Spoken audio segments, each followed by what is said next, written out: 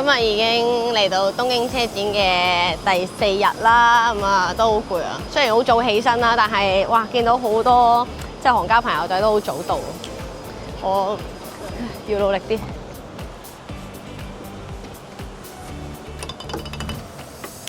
唉，好早啊，要嗱臨而家換衫就差唔多咧，就公眾入場啦。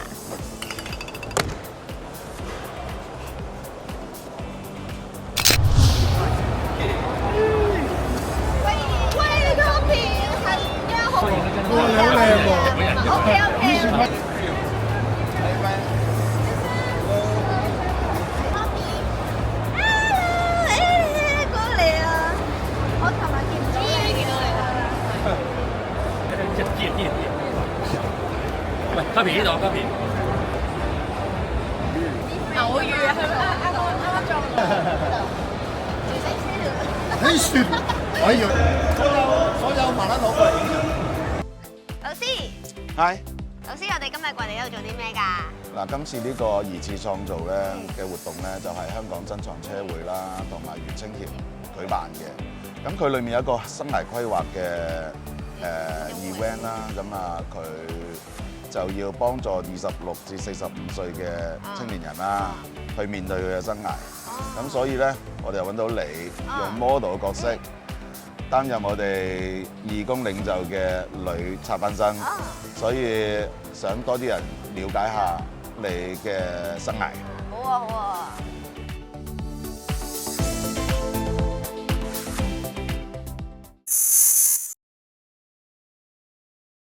今日導師咧就邀請咗我擺自己架車喺度啦，咁 display 咗出嚟就同呢啲車一樣變成漫畫咁嘅款啦。咁啊，台灣咧佢就有一個畫師會過嚟教啲小朋友啊畫成漫畫咁嘅款。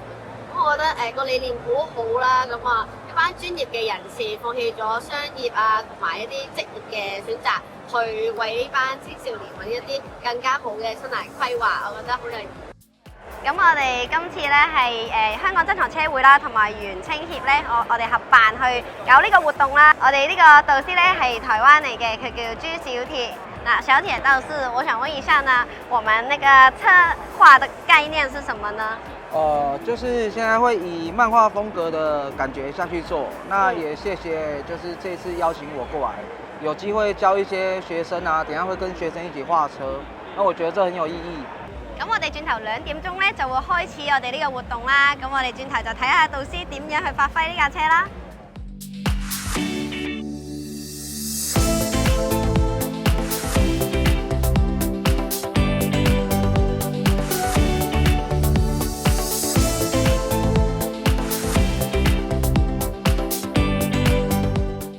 對啊，對，因為那個輪廓很深。對，先最簡單照它的輪廓下去做，後面再做一些變化。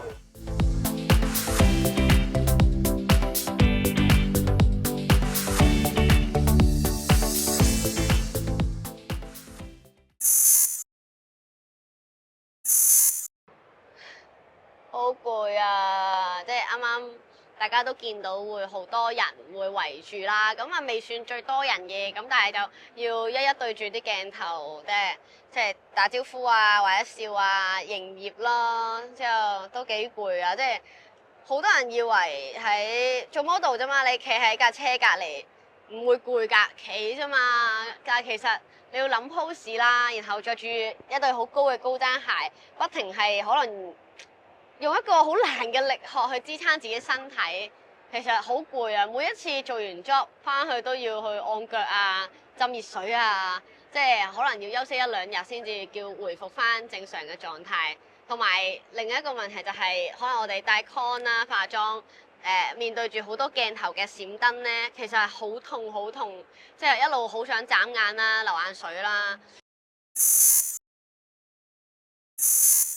我就大概喺2014年開始做 model 嘅，我記得喺2016年左右啦。嗰陣時我先至啱啱即係18、19歲，之後就第一次試影車。雖然出嚟嘅效果個個都話哇好好啊，你身材好好啊之類，影得好有 feel 喎，但係我係冇自信去做任何汽車 model 嘅嘢嘅。一路陸續啦。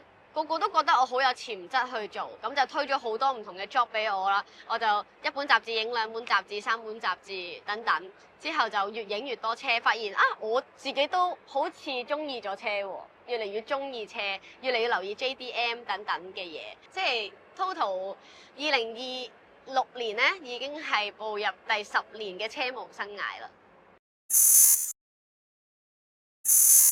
model 絕對唔係一個容易做嘅行業，但係亦都係人哋睇最容易做嘅行業嚟嘅。係普遍人覺得，哇！你靚女，你身材好，你就可以出去做 model。但其實任何範疇都唔係一個淨係嘅外在因素，唔係靚，唔係身材好就能夠勝任。好多 model 嘅 skill 咧係需要學習練翻嚟嘅，就等於你行 catwalk，你都要上堂去練啊，點樣去肩膊挺直啊，去行路啊。我哋車模其實都一樣去學習。我係對自己要求極高極高，每一次所有攝影師影完嘅相俾我，我都會覺得自己個腳掌企得唔好，點解我腳尖冇向外面？係咪因為我顧住高踭鞋嘅高度而我冇望到去，而翻去再檢討？但係呢啲檢討唔能夠，我今次知啦，我下次一定做到嘅，因為呢啲係好自然嘅動作嚟噶嘛。咁就不停去教 practice 去練習，亦都好感謝好多品牌冇嫌棄我咧，已經覺得我做得 OK 啦咁樣樣，不停去俾我再試嘅時候，我覺得令自己再去改進，而家更上一層樓咗。化妝都係一件好辛苦嘅事，例如要帶妝好耐啦，我哋女仔帶 con 要對住好光嘅 LED 燈啦、鏡頭啦、無限嘅閃燈啦，其實係對個眼嘅損耗好多好多嘅，即係年紀輕輕就已經係老花同埋散光咯。咁但係呢一樣嘢係人哋覺得有咩咁大不了啊？遲早都會有㗎啦。你做 model 呢啲辛酸都一啲都唔辛酸啊，等等。咁我話其實好多例子都未講出嚟嘅，咁可能冬天要影夏天嘅衫啦，要去海邊影相啦，要濕身啦，你要捱更抵夜啦，可能通宵影啦，尤其是影車一定要通宵咁滯，你要路面冇人，甚至係揾啲靜啲嘅地方，一定係捱更抵夜。另外就係啱啱講咗凍啦，凍就係冇分季節時間去影任何主題嘅嘢嘅。如果你問我做 model 最大壓力嘅位，第一定係 haters 嘅，但係個 haters 嘅位咧就係需要好長嘅時間去接受同沉澱，甚至係理解，然後令自己個想法行出去咯。另一個最大嘅問題就係容貌焦慮。咁容貌焦慮唔多唔少咧，都係建基於 haters 身上嘅，因為喺佢哋嘅眼中係不停去貶低你啊、踩你啊，覺得你又肥又唔靚，大把人靚過你啦，你仲出嚟做 model 啊，或者係會參與你好多私人嘅事，去定義你嘅人格，你會覺得自己被侮辱啦，否定自己啦，我係咪真係唔靚？我係咪真係肥啊？我需要減肥啊？不停去到內耗，唔開心。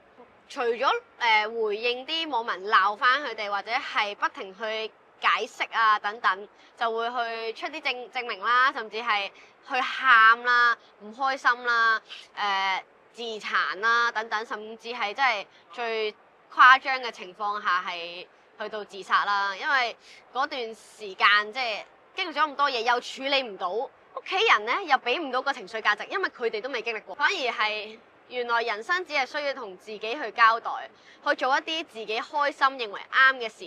例如我已經決定咗去中意車，我就繼續留喺車呢個行業裏面接觸車，見唔同嘅人，接觸唔同汽車品牌嘅圈子，咁學多啲汽車嘅嘢，鞏固自己，擁有自己嘅人脈等等。原來發現開心係容易過去唔開心㗎喎。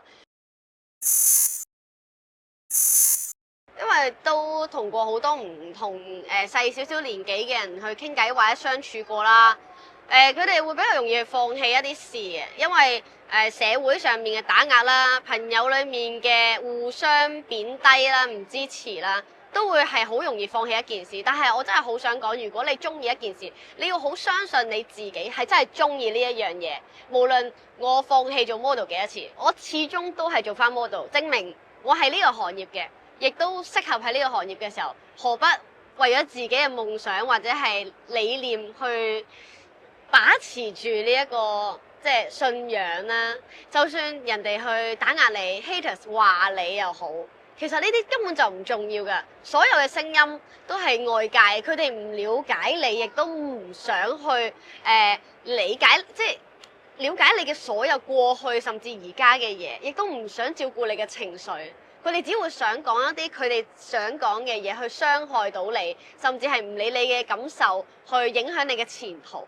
但係人生嘅路係你自己要行出嚟嘅，嗰個舒適圈係你自己行出嚟。點樣去對抗呢班人？點樣令自己過得好過啲？可以有自己嘅選擇。係啊，個過程講好似好容易啊，你唔好理佢哋咪得咯，你唔好睇呢啲嘢咪得咯。但係雖然過程漫長，但係一步一步咁樣去做，一定係可以實行。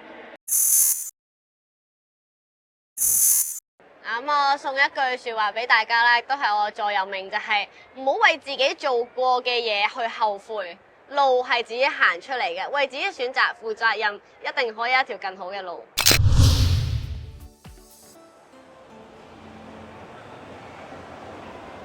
落堂啦，拜拜。拜拜。